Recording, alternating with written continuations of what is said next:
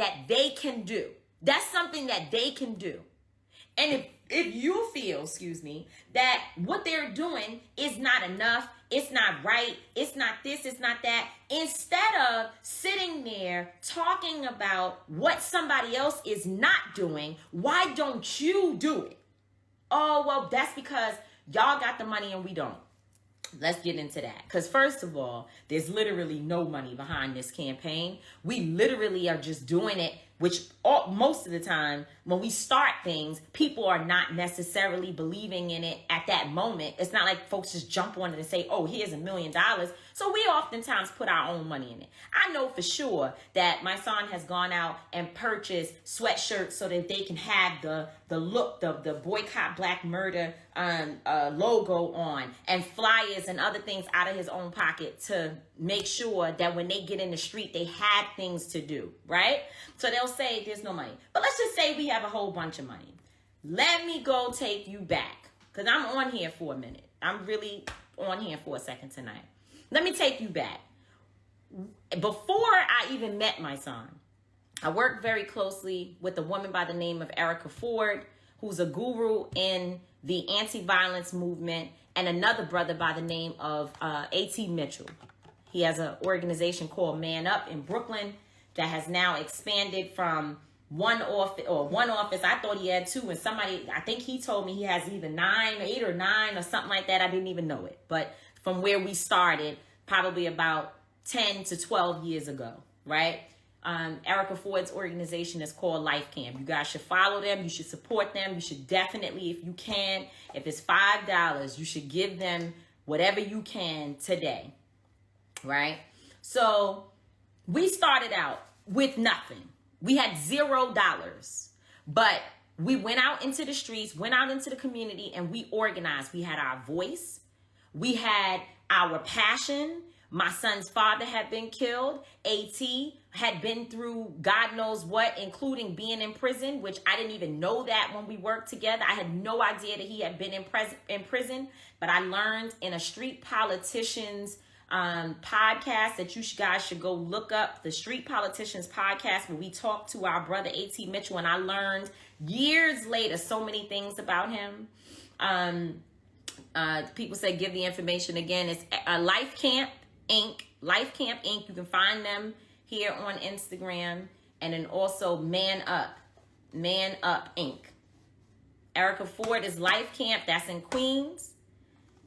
Man Up is in Brooklyn. Support both of them, please. The website, Julianne just dropped theirs, piecesoflifestyle.com. So we had nothing. Hey, Sheila.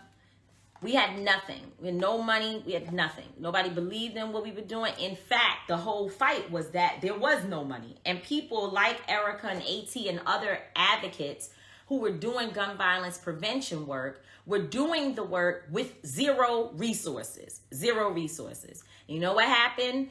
People were in and out, right? They couldn't be 100% invested. And even those people who were, they were burning out because there was no resources, no money, no nothing.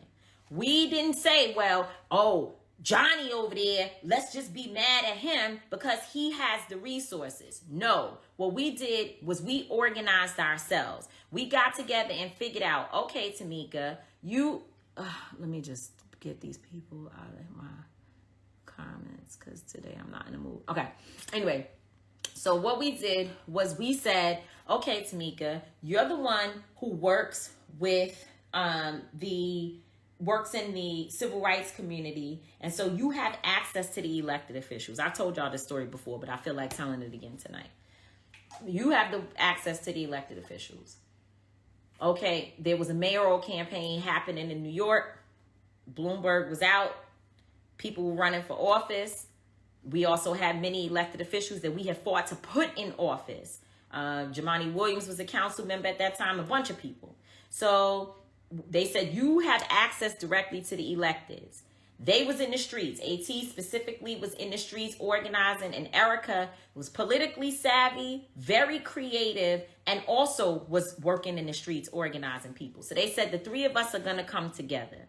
And what we're going to do is build this sort of superpower where we start protesting, holding meetings, doing everything that we can to get attention to our cause. And as time went on, people started listening. The first meeting, anyway, the first meeting that I remember that we sat in was with Mayor Bloomberg. Reverend Sharpton was there. Reverend Sharpton took Erica and I to the meeting to tell Bloomberg that he had to invest money in the anti-violence work. Shootings were up in New York City. People were getting killed left and right. What we're seeing today is almost what was happening back then, because of course, since COVID happened, there's been a spike in violence across the nation. Since people have been locked in their homes, you got mental health issues, you got access to guns, you got a lot of things going on out there. So Reverend Sharpton took us, he made us meet with Bloomberg. He didn't go in there and speak for us the way people, make up these stories. Oh yeah, he went to, no, he didn't. He took us to speak for ourselves. Made sure that we sat down with Bloomberg. Mayor Bloomberg looked at Erica Ford and I said there was no data that proved that if you put money into the violence community or to supporting anti-violence work that is specifically focused on hiring formerly incarcerated people, giving people jobs, doing hospital response, doing what's the prevention of retaliation, doing holistic wellness and all of that. There was no data that proved that those things would actually help to reduce violence. He believed it was all about politics and specifically focusing on legislation to deal with gun control, but specifically background checks, and it was some other issue. And then, of course, he believed in stop and frisk, which was a program that pretty much overly profiled and targeted Black and brown people for guns that they didn't even find. The numbers of those people who actually had the guns, when they dragged people out of cars and off sidewalks and targeted Black and brown people, it didn't work, right? Because they weren't really getting the guns. So he said no, he would not put the money into our efforts. So what we did was we said, well, we're not going to stop there because you're leaving office. So we went and we started fighting the other candidates and making them, not fighting, but advocating that they commit to in the next, when whoever becomes the mayor, that they would give us a set amount of money. And even before that happened, we were able to get the first $5 million out of the city council that went to organizations around the city, right? So that was the first thing. We got $5 million. Now it's beyond 40 million. It might be like 60 million. I don't keep up with the numbers all the time.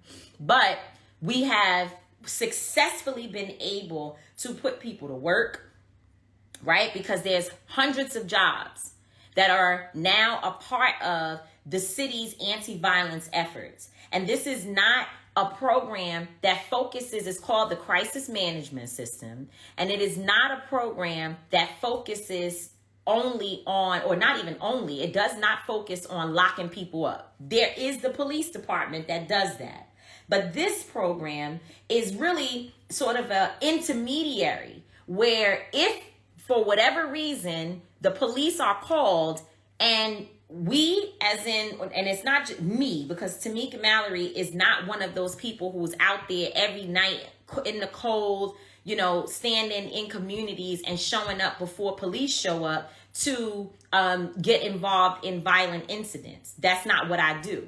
What I do is a strategy side. That's the strategic side of it in terms of figuring out how are we going to give money for this? How are we going to move people? How are we going to get corporations to back us? How are we going to get all the stores in Harlem to put these signs up, right? You have protests that helps to bring awareness to an issue. So now you're going to have corporations talking tomorrow. What happened? Something happened in Harlem. They got a boycott Black murder campaign. Some people were there. Well, what do you mean? Well, what kind of sign? Well, I don't understand. What is it? That opens the door. It brings awareness to the situation. Then after you get people to be aware, the next thing we will do is follow up on a different level. We're not stupid. You don't have to, you come on the live and tell us, oh, y'all don't know what y'all doing. Actually, we do know what we're doing.